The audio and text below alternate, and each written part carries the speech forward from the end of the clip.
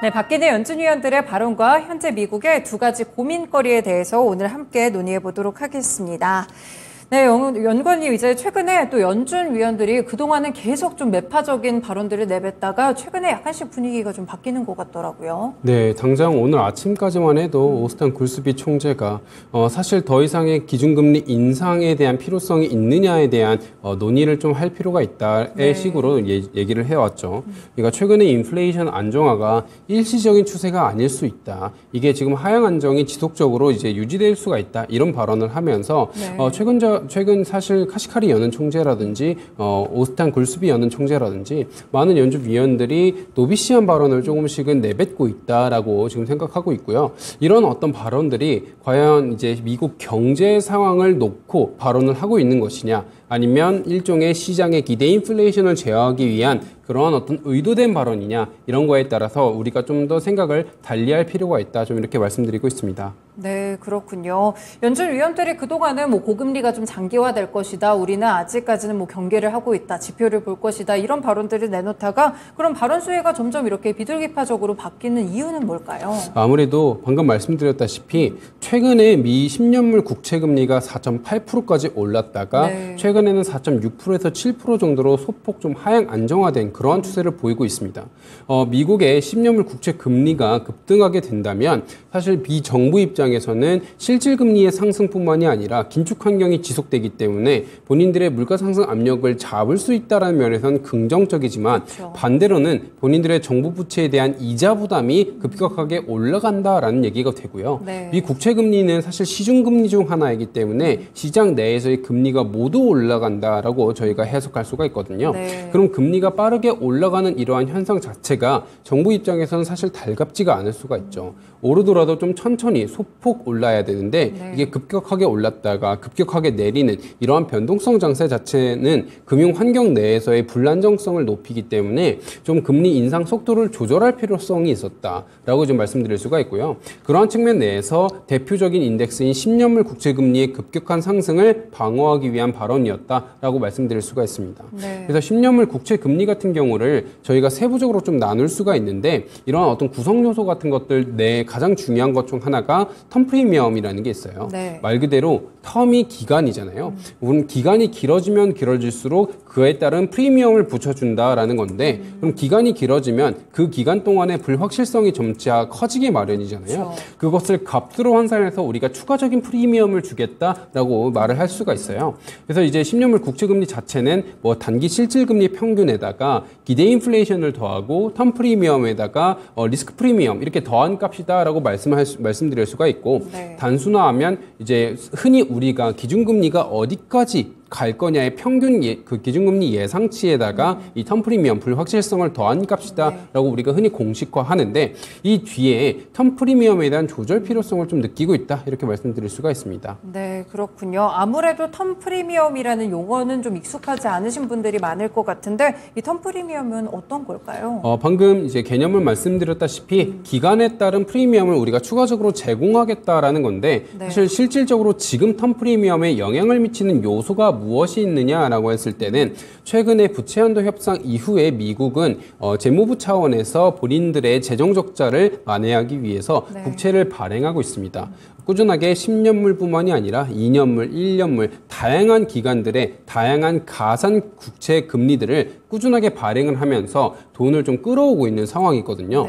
그럼 이 국채 공급이 얼만큼 될지를 아직 시장은 예상치 못하겠다라는 거예요. 이게 연내까지 이어질 거냐, 내년에도 이어질 거냐에 대한 어떤 정해진 바가 없기 때문에 그거에 따른 불확실성은 점차 커질 수밖에 없습니다. 대표적으로 예를 들어 연내까지만 하겠다라고 했을 때는 그러면 예상되고 있는 발행 물량을 시장이 알 수 있잖아요. 그러면 아무래도 국채 공급이 많아지면 가격은 내려가고 금리는 올라가는 로직이기 때문에, 그럼 국채금리 상단이 대략 어느 정도까지 되겠다라고 예상할 수 있는데, 재정 적자의 수준이 어느 정도고 얼만큼 메꿔야 되면서, 그리고 정부가 얼만큼의 돈을 사용할지 관련된 수급적 면에 있어서의 불확실성이 현재까지는 커지고 있는 상황이다이기 때문에 이러한 측면에서의 텀 프리미엄이 점차적으로 올라가고 있는 상황이다라고 말씀드릴 수가 있고요.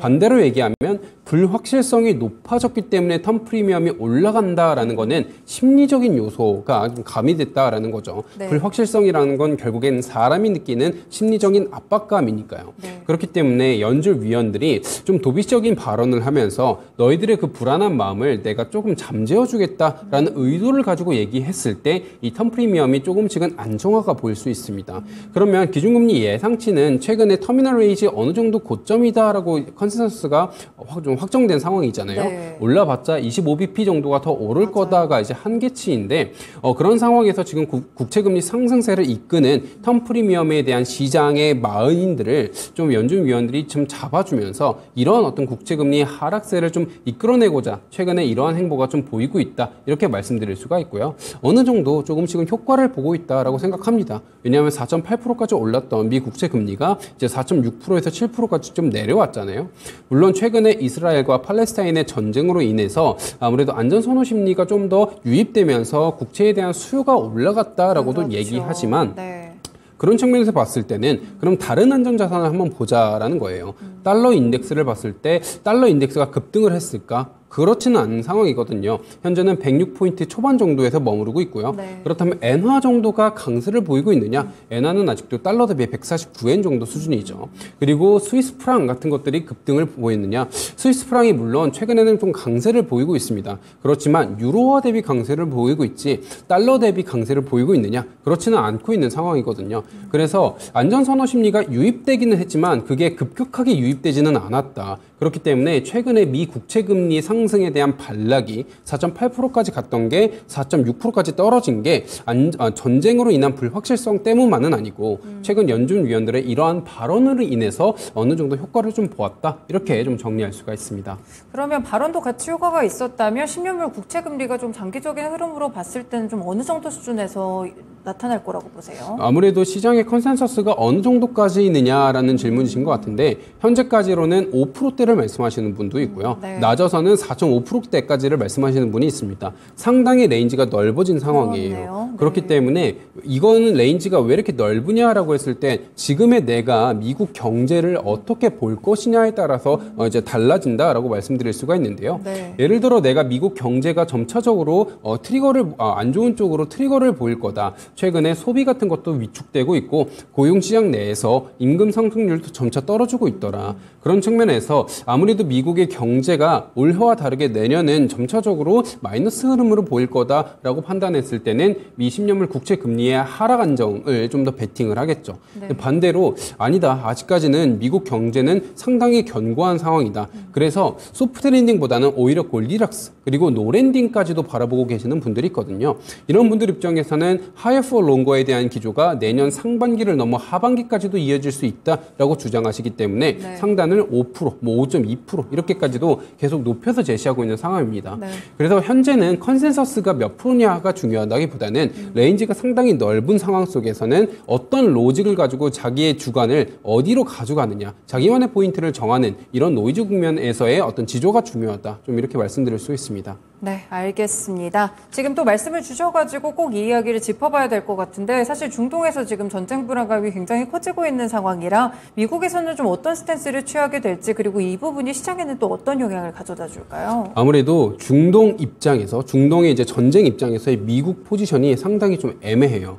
왜냐하면 지금 전쟁의 주 두 축을 좀 말씀드리자면 이스라엘과 팔레스타인이지만 그렇죠. 이게 표면적으로는 이스라엘과 팔레스타인이지만 이면적으로 봤을 때는 이제 팔레스타인 뒤에는 이란이 있을 가능성이 높다라는 네. 얘기가 지금 돌고 있고요.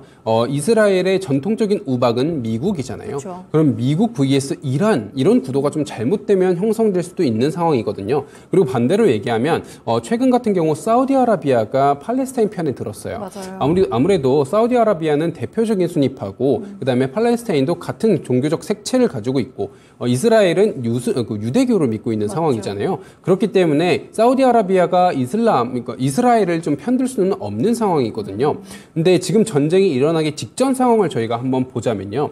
미국이 이스라엘과 사우디아라비아의 수교를 좀 추진하려고 노력하고 있는 상황이었습니다. 네. 아무래도 최근에 이란의 어떤 히잡 이슈가 점차 커지면서 좀 시위가 발생하고 있고 이란은 이러한 내부적 시위를 밖으로 좀 눈을 돌릴 만한 필요성이 들어오고 있는 상황인데 사우디와 이란은 전통적으로 사이가 매우 좋지 않은 상황이거든요. 그렇죠. 네. 그래서 사우디아라비아 입장에서는 상당히 좀 불안했습니다. 이란이 언제든지 공격할 수 있을 거다. 그럼 사우디아라비아 입장에서는 안보 체제가 좀 갖춰지길 원했고 네. 그런 상황 속에서 이스라엘 내에 있는 아이언돔이라는 어떤 무기 시스템이 상당히 매력적으로 다가왔을 수가 있을 거예요. 근데 그런 무기 시스템은 이스라엘 내에 있는 무기 시스템은 미국으로부터 원조를 받은 곳이거든요. 그래서 미국이 이러한 점을 착안해서 사우디아라비아와 이스라엘의 수교를 좀 추진하고 있는 상황이었습니다. 근데 오히려 팔레스타인이 공격을 했고 팔레스타인의 편을 들 수밖에 없는 사우디아라비아였기 때문에 미국은 본인들의 어떤 이런 의도가 좀 무너질 수밖에 없는 상황이었죠. 네. 이런 상황 속에서 어느 정도 미국의 포지션이 좀 애매해졌다라고 했고 다행히 미국이 최근에 발언한 걸 보면 이제 이스라엘로부터 가자지구에 침투하지 말아라. 그렇게 되면은 이제 우리가 어느 정도의 조치를 취하겠다라는 경고성 발언을 했습니다. 네. 그러니까 전쟁이 격화되지 않기 위해서 이스라엘을 좀 다독이고 있는 현상이다. 이렇게 좀 말씀드릴 수가 있어요. 네. 그래서 미국은 전쟁을 장기화시키지 않기 하기 위해 노력을 하고 있고요. 그래서 전쟁이 단기적으로 끝난다라고 했을 땐 미국이 원하는 그림대로 다시 한번 시계 태열이 돌 수도 있고 만약에 전쟁이 장기화된다라고 했을 때는 그때는 사우디아라비아가 다시 미국 편을 들긴 어려워지는 상황이고 사우디아라비아와 미국이 다시 한번 수교를 맺기 어려워진다라고 했을 때는 미국이 원하고 있는 WTI 안정화 흐름이 어려워질 수가 있는 거고 네. 그럼 에너지 가격의 상승이 좀 잡기가 어렵다라고 했을 때는 내년 11월 대선까지 인플레이션을 잡아야 되는 바이든 행정부 입장에서는 부담으로 다가올 수 있다. 좀 이렇게 정리할 수가 있습니다. 또 바이든 대통령과의 또 만남과 관련해서도 이제 외신에서 보도가 좀 나오고 있는데 이 부분이 성사된다면 또 어떤 점이 달라질까요? 아무래도 최근 이제 미국의 국방부 장관이 거기로 이미 넘어간 상황이고요. 맞아요. 그다음에 바이든 행정부 입장에서 이제 이스라엘 총리가 이제 그거를 제시했다고 해요. 그래서 두 이제 바이든 행정부와 이제 이스라엘 총리가 만나게 된다라고 했을 때는 아무래도 이스라엘을 아까 말씀드렸듯 다독이는 방식으로 좀 방향을 나아갈 거다. 좀 이렇게 말씀드릴 수가 있고 오히려 이거는 전쟁이 좀 조기에 빠른 시일 내에 끝날 수 있는 현상이지 않을까라고 기대감을 높이고 있습니다. 그래서 최근에 시장이 특히 이제 어젯밤 같은 경우에도 달러 인덱스가 좀 내려오고 국채 금리가 오히려 최근 들어 반등했고 이러한 어떤 현상은 시장이 기대했을 땐 이러한 지금의 어떤 대외적 정세는 전쟁이 조금 조기에 종료될 수 있는 그러한 분위기지 않을까라고 기대하고 있는 거기 때문에 이제 이러한 흐름으로 좀 읽어볼 수가 있습니다. 네, 그러면 마지막으로 저희 외환 시장에는 그럼 어떤 영향력이 있는지도 살펴주실까요?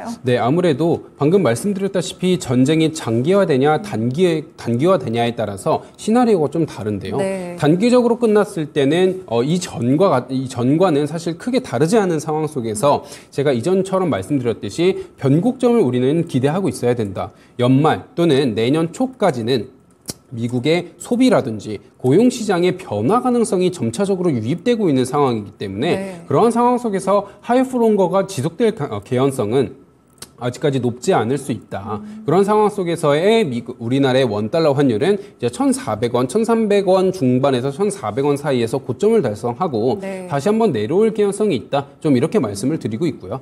만약에 전쟁이 장기화된다라고 했을 땐 그때는 이란 입장에서는 그 호르무즈 해협을 어느 정도 막아놓을 수가 있는 상황이고 네. 수출에 대한 어떤 개연성이 높지 않아질 수 있는 상황이잖아요. 그럼 원유의 공급이 타이트해지고 이건 다시 한번 원유발 인플레이션이 좀 재개될 수 있는 상황이거든요. 그리고 최근 들어 중국의 경제가 저점에서 조금씩 탈피하고 있다라는 컨센서스가 형성되고 있는 입장에서 네. 그럼 중국발 수요가 다시 한번 되살아나고 에너지 공급이 조금씩 어려워지고 있다라고 했을 땐 올 겨울에 다시 한번 WTI가 반등할 수 있는 흐름이 놓여진다. 이런 경우에는 사실 에너지발 인플레이션을 미국이 잡을 수가 없기 때문에 고금리 장기화는 다시 한번 확고히 되는 그런 흐름이 연출될 수가 있습니다. 이러한 상황 속에서 환율이 상단을 좀 더 높게 잡고 있는 현상은 한동안은 또 지속될 수가 있다. 좀 이렇게 볼 수 있어요. 그래서 전쟁의 시나리오에 따라서 우리가 대응해야 되는 그런 어떤 방식이 좀 달라질 수 있을 거다. 이렇게 말씀드릴 수가 있습니다. 네, 전쟁이 단기화되냐 또 장기화되냐에 따라서 시나리오가 달라질 수 있으니까요. 오늘 18일에 바이든 대통령이 이스라엘을 또 방문한다고 합니다. 여기서 나오는 내용들까지 종합해서 함께 투자 전략에 활용해 보시면 좋을 것 같습니다. 연구원님 오늘 말씀은 여기까지 듣겠습니다. 고맙습니다. 네, 감사합니다. 네, 이분은 쉬운 환율 읽어주기 시간이었습니다. 요즘 전쟁 리스크가 크게 부각이 되고 있는데 외환 시장과의 연관성 함께 알아봤습니다. NH선물의 김승혁 연구원과 함께했습니다. 지금까지 다양한 투자 판단에 도움이 되는 말씀들 전해드렸는데요. 특정 종목의 상승과 하락을 보장하지는 않습니다. 토마토랜드 2.0 여기서 마치겠습니다. 남은 오후장도 잘 투자하셔서 성공 수익 내시길 바라겠습니다. 고맙습니다.